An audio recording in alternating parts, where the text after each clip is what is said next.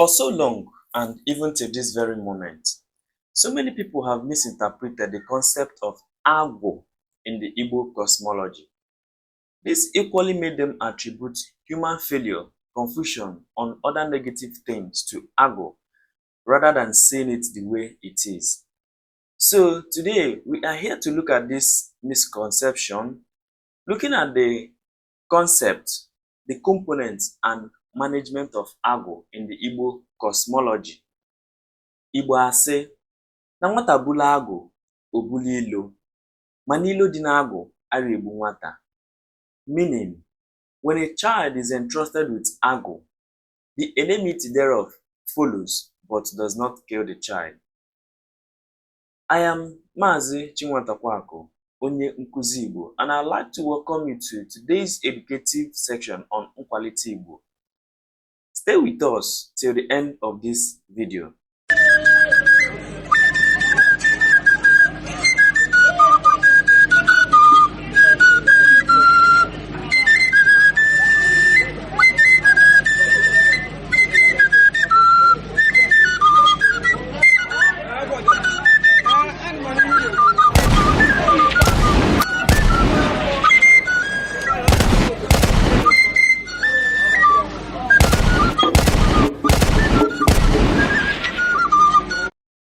Kedu ife bụ Agwu? What is Agwu in the Igbo cosmology? Now, before we go forward, I would like to make us understand that in the pantheon of Igbo cosmology, where Chukwu Okike reigns supreme, then next comes Agwu, because the Agwu, to an extent, is tied to destiny. Now, what is Agwu? Agwu simply means the spirit of creativity, knowledge, and wisdom. It is that spirit which makes anybody or anyone who have been chosen by destiny to stand out extraordinarily. They tend to have a knowledge spectacular or different from the rest in a particular field or a particular area where they have been called. It is the Agwu that inspires the Dibia. It is the Agwu that inspires the dancer who dances in a spectacular way. The Agwu is what inspires the herbalists, the artisans. Talk of many creative minds. It is the Agwu that inspires them to an extent. The special teachers. You will agree with me that there are teachers who teach in a very special way, though people are being trained on how to teach, but we have people who came with that innate ability to teach without stress. So, Agwu is not actually the problem. It is the lack of knowledge of Agwu. In other words, it is not an evil spirit like so many of us must have misconcepted Agwu in the past. When people refuse to answer the call of nature, the Agwu tends to make them behave in an unusual way. It tends to disrupt things for them. And that is when the ignoramus can equally come in and say that Agwu is the spirit of destruction. And now people will say, how do I recognize this Agwu? Or let me say, what are the components of Agwu? In the Igbo cosmology, just like every other members of the Igbo pantheon, the Agwu itself has components. There are many which may not be listed here, but few. We have Ekwensu Agwu, we have Ikenga Agwu, we have Uchichi Agwu, we have Uzije Agwu, we have Ahianano Agwu, and so many of them.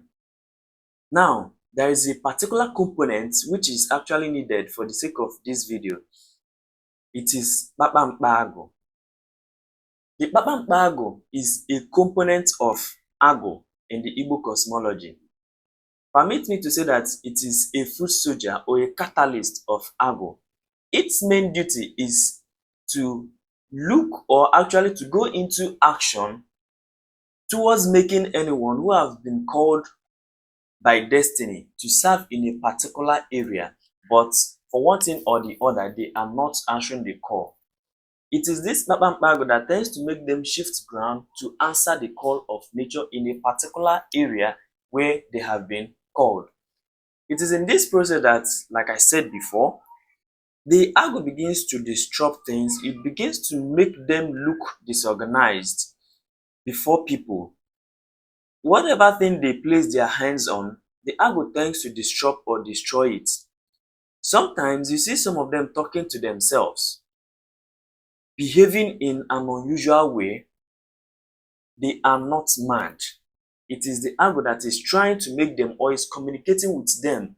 To some, they cannot control it. They may not know what is actually going on. But it is the Kpakpakpa Agwu. To an extent, I've seen cases where people travel or they are in a particular trade. The Agwu tends to bring them home. Some people do come out of it alive, some do not, because it might actually lead you into doing that which is unethical to the human eyes, and in so doing, you may not come out of it. And that is when the ignoramus will come out and say that Agwu is the spirit of destruction, without actually knowing that it is the lack of the knowledge of Agwu. Now, these components of Agwu in totality, they are called ezumezu Agwu. And then, for people who may not actually understand what is happening, that will lead you into the process of harnessing the Agwu. In Igbo cosmology or in Igbo language, we call it Elo Agwu. Now, this Elo Agwu is a special ritual performed in order to harness properly into the right direction all the positive intuition of a particular person or a particular individual who have been called by destiny to serve in a particular area of field. Now, what are those processes? The Elo Agwu, like I said, can be performed by only two individuals, or let me say two parties. Like today, when our people tend to be jack of all trade, you see a particular dibia boasting of doing everything when it comes to tradition. It is not so in the days of our ancestors. You can imagine our ancestors who had no formal education. They were able to live through the Bronze Age, through the Stone Age, the Bronze Age, and then to this very moment. Our ancestors were able to make crafts. We have creative minds among them. To an extent, when you interact with them, you begin to ask yourself, these people, what is actually propelling them? You find out that there are special people among them. In the olden days, our people lived a special type of life, or let me say, a domain focused life or specialization. Now, the people who are supposed to harness this Agwu, two, first of all, from your own native home, na ben nage, you can actually do that. And then the second part or the second people or person who can do that, somebody from your maternal home. Those are the only two people that can perform that, not just anyhow dibia. Like I said, that the Igbo community, by our ancestors, they live a domain-based life. When you get to your maternal home, just like it is everywhere in the Igbo land, but for the sake of ordinala, some people tend to thwart it, but we still know what is obtainable. When you get to a particular Igbo community, okay, for instance, now in your maternal home, there are people who are laden with the duty of seeing to the deities in the community. And when they are Boloha in the community, they are in charge of that particular deity, called the whole community. And then there are people or a family, or let me say a kindred, in charge of Agwu for that particular kindred or community. They are the people you will meet. They will come to wherever you have mandated them to do it for you, maybe in your where you have land, or at home, maybe your obi na ben nage. That is one. Then the second people, like I said, na bennage in your home, na bennage, your native home. There are people also in charge of that Agwu. They are different from the people seeing over the deities. These are the only two people that can harness Agwu for you. Any other thing apart from that, they are shambles. And then before you do this, it is important you consult the Alpha in the Igbo cosmology. I call the Alpha in the Igbo cosmology lab, because it will help you. Though when you get to do it through the right source, you'll be able to see things that are supposed to be obtainable. And then when you are done with it, you can actually go back to know if it was done rightfully. Otherwise, you have to go back. That is the part of harnessing Agwu. Now, there are types of Agwu. In the Igbo cosmology, there are majorly three types of Agwu. I've seen people categorize Agwu in so many ways, but I tell you, there are three majors. The first one is Agwu dibia. I said Agwu dibia. The second one is Agwu nkanozo. And then the third one is Agwu ahia.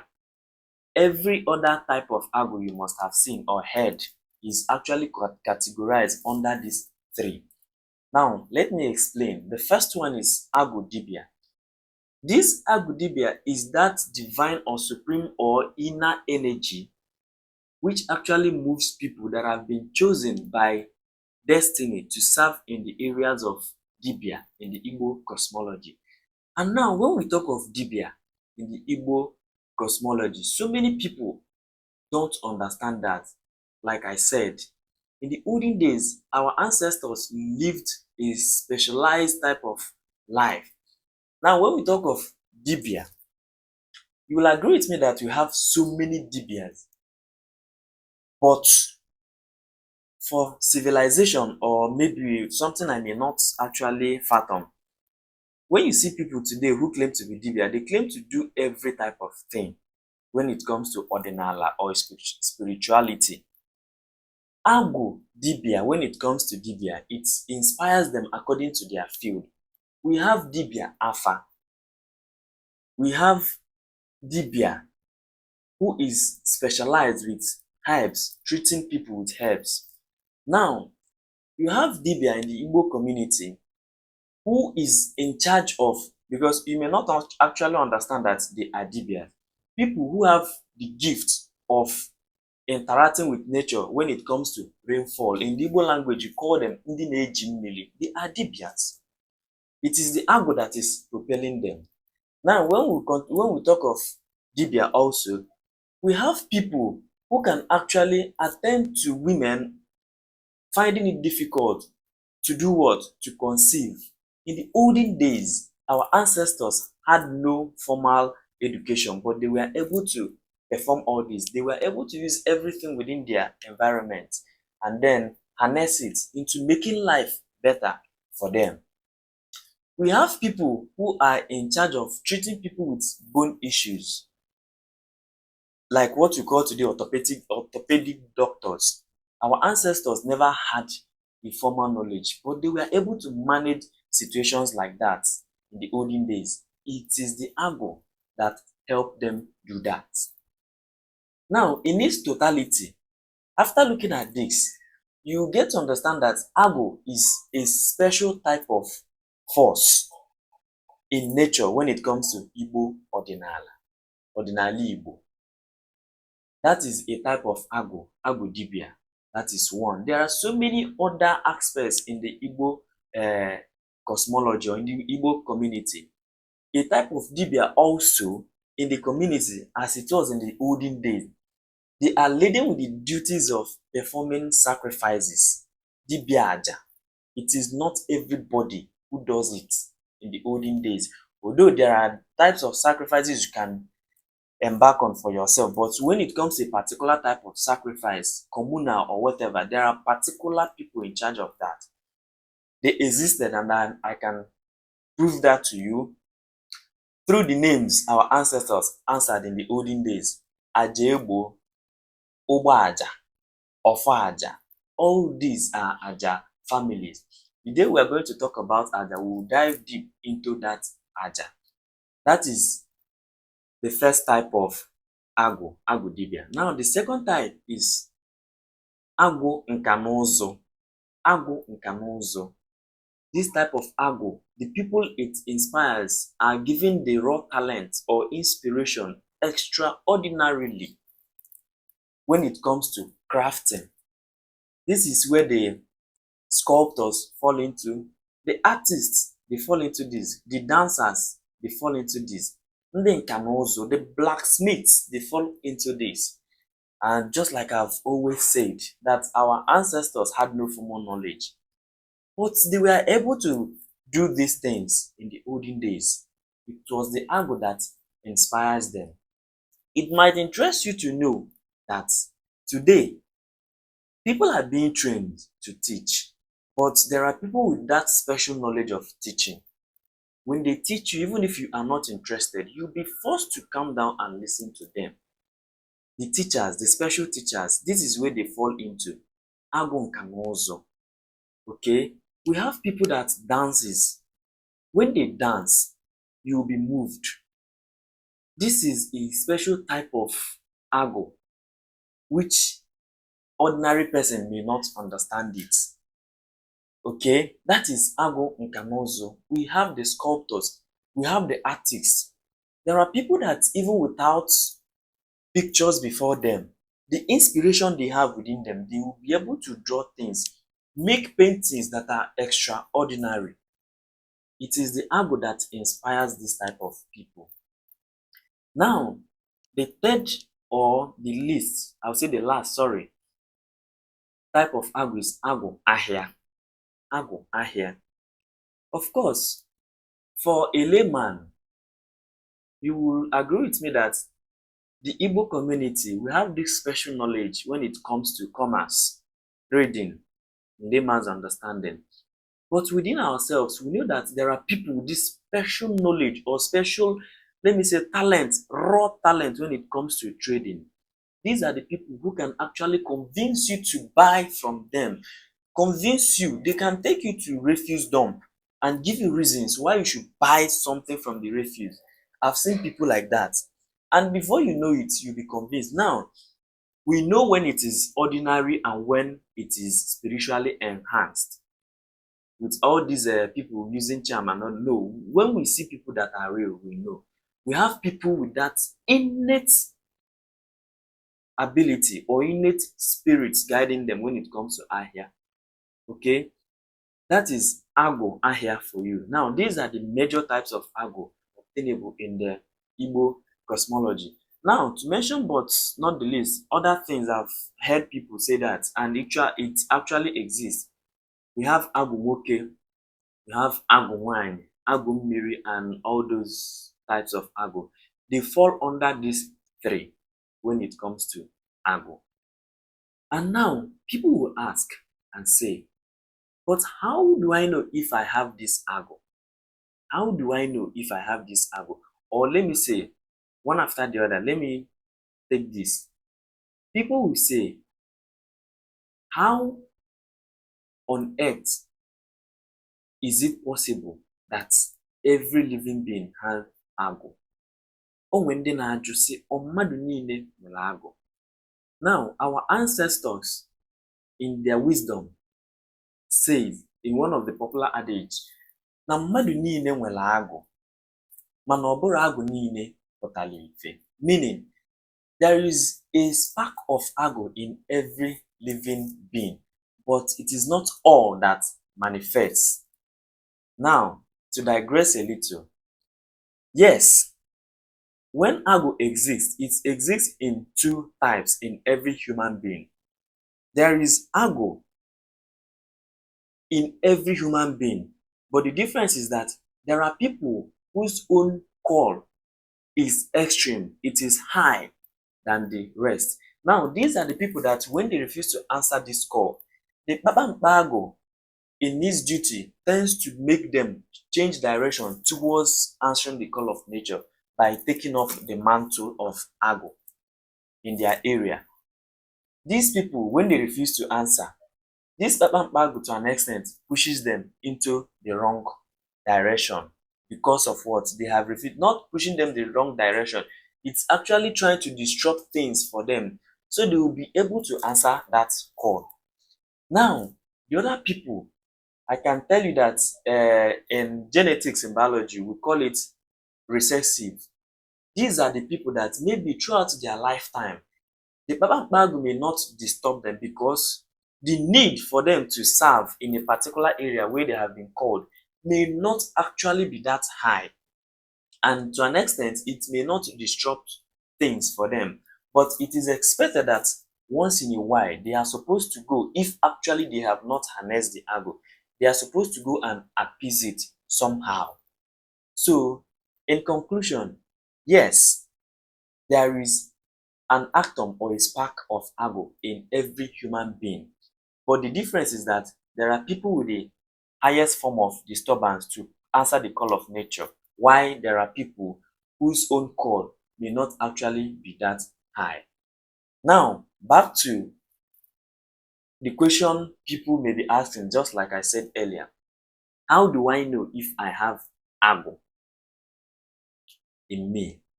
How do I know if actually it is disturbing? Now, we say that we've been able to establish the fact that every human being, well, that spark of Agwu in them. There is a particular thing that you love doing, even without being paid or being pressured into that. To an extent, when I say that the Agwu in the pantheon of Igbo cosmology comes next to Chukwu Okike, who reigns supreme. This is because the Agwu is tied to your destiny to an extent. Now, this Agwu, how you find out your area or what the Agwu wants you to do is when you begin to seek those things or a particular thing you love doing, even without being paid, you know that nothing is coming out of it, but you do it with joy. That is, to an extent, your own area of specialization. But you may still need to consult the Alpha in order not to go against the call of nature. Now, ụmụnne, in conclusion, everything we've discussed here today to an extent may be alien to you listening to me because of what? The disparity in Igbo tradition. This is because of Ordinala, Omenala, and Odibende. These three things are different, but we're going to look at this because there are some things obtainable in your community that are not obtainable in mine. Kampa Bilana Suyoko. Odibende is peculiar to you, your community. Oburu to Odinabegi Odinabem. That is Odibende. Now we have Omenala ihe jikoro Igbo niile ọnụ. It encompasses the Igbo community as a whole. That is where a little disparity in what we've discussed so far may come in. It may be alien to you. But we can actually use the comment section where we'll make it interactive. I'm open to learning. Everything I've said here today may be alien to you. There are some I want to learn from you. Please, why not use the comment section and make it healthy also? In summary, I give it to you this way. Si dozibo obodo, ka obodo dị mma, ka alụba ụmụaka agụ. It is expected that for every living being within the age of 7, let me say 14, at most 21, it is important that you must have harnessed Agwu for yourself or your children. It is important, very, very important, because to an extent, it is tied to our destiny. That is Agwu. Otherwise, you may not know if you have this high potentiality of answering the call of nature in you. And the Baba Agwu in his duty will tend to disrupt things for you. But you who thinks that maybe that you don't have that call to serve, you may not actually need to harness the Agwu. To an extent, it is a wrong notion. You actually need to harness that Agwu, no matter what, because it can help you in your areas of endeavor, even when you have not been called to serve. Igbo mụrụ nze m ọzọ, ekene m unu. I am Mazi Chinwatapaku, onye nkuzi Igbo. Thank you for joining us on this educative section of Nkwalite Igbo, where we discussed about Agwu. Don't forget to subscribe to our YouTube channel, hit the notification bell. Also follow us on Facebook so that anytime we come online, you'll be able to get our notification. Thank you and thank you and thank you once again. N'aha Chukwu Okike, n'aja anị na ndị ichie, asị m ka tata maalụ gị mma. Ndewo.